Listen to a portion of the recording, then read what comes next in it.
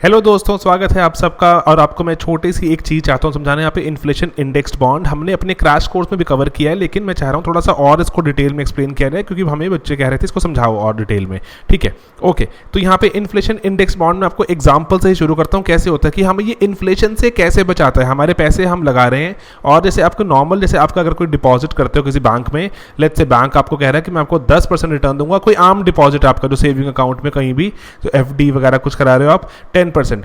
आपने मान लो 100 रुपये लगाए और लेट्स से 5% इन्फ्लेशन है। 5% हो इन्फ्लेशन चाहे 50%, इसको कोई फर्क नहीं पड़ता। आपका जो इन्फ्लेशन एडजस्टेड प्रिंसिपल है 100 रुपये ही, आपको 100 रुपये पर ही ब्याज मिलेगा, इंटरेस्ट मिलेगा, दैट्स इट।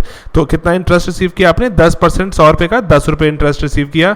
आपको पैसे कितने बन गए? 100 रुपये में 10 ऐड किए, 110 बन गए। ठीक है, तो आपको लेट्स से आपको उसके बाद 110 रुपये में तो इन्फ्लेशन की एडजस्टमेंट हुई नहीं कोई, तो आपकी परचेजिंग पावर तो सिग्निफिकेंटली ड्रॉप हुई है। अब let's say inflation indexed bond है आपके पास 10% रिटर्न वाला।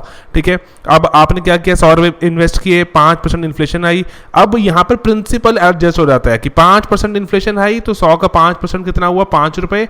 तो आपका प्रिंसिपल 105 हो जाएगा। यहाँ पे याद रखना कितना था? प्रिंसिपल पे कोई असर नहीं था, 100 रुपये ही रहा। ठीक है, एंड अब इस पर इंटरेस्ट मिलेगा। आप इस एडजस्टेड प्रिंसिपल पर 105 पर 10% कितना हुआ? 100 रुपये पे नहीं, 105 पर 10.5। ठीक है, आपको टोटल मनी कितनी रिसीव हुई? 105। तो आपका प्रिंसिपल बढ़ गया, 10.5 आपको इंटरेस्ट मिल गया, इतने आपको पैसे रिसीव हुए। देख रहे हो कि इन्फ्लेशन की एडजस्टमेंट हो गई।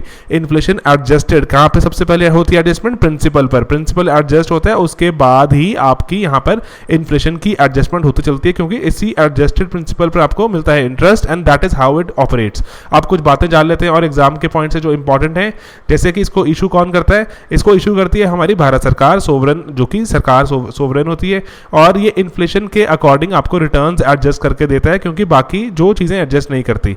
ठीक है, फिक्स डिपॉजिट की कंपैरिजन में यहाँ पे बात बताइए आपको, और ये रियल रिटर्न ऑफर करता है। ये एडजस्टेड रिटर्न होती है ये वाली, इन्फ्लेशन के साथ एडजस्ट करके देते हैं आपको। और इसमें कैपिटल, मतलब जो आपने पैसा जमा कराया था, ये इन्फ्लेशन के साथ ऊपर नीचे बढ़ता रहता है। ठीक है, और अगर मान लो डिफ्लेशन आ गई, मान लो कि मंदी आ गई, डिफ्लेशन आ गई, नॉट मंदी, डिफ्लेशन की, आपकी जो चीज़ों के दाम घट रहे हैं, नेगेटिव हो गई इन्फ्लेशन, तो वहाँ पर इंटरेस्ट पेमेंट्स घट जाएंगी नेगेटिव इन्फ्लेशन के साथ।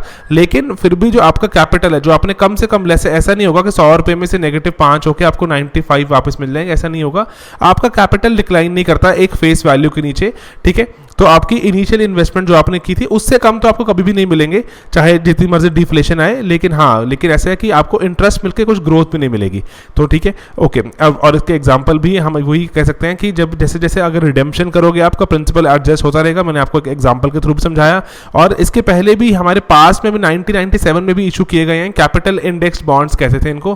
कैपिटल इंडेक्स बॉन्ड्स क्यों कहते थे? कि सिर्फ प्रिंसिपल को एडजस्ट करते थे। जैसे हमने पहले बताया भी आपको, 100 रुपये अगर आपने इन्वेस्ट किए, 5% इन्फ्लेशन आ गई, 105 रुपये आपका प्रिंसिपल एडजस्ट हो रहेगा। लेकिन जो 10% ब्याज मिलेगा आपको, वो 110 इसी पर ही मिलेगा, 10 रुपये मिलेगा आपको ब्याज।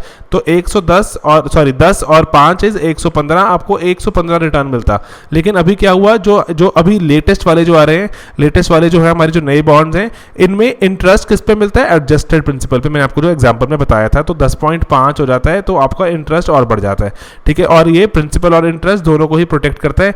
और जो पहले वाले जो हमारे IIB से इन्फ्लेशन इंडेक्स बॉन्ड्स, ये WPI पर लिंक थे कि कौन सी इन्फ्लेशन को नाप रहे थे, ये WPI उससे।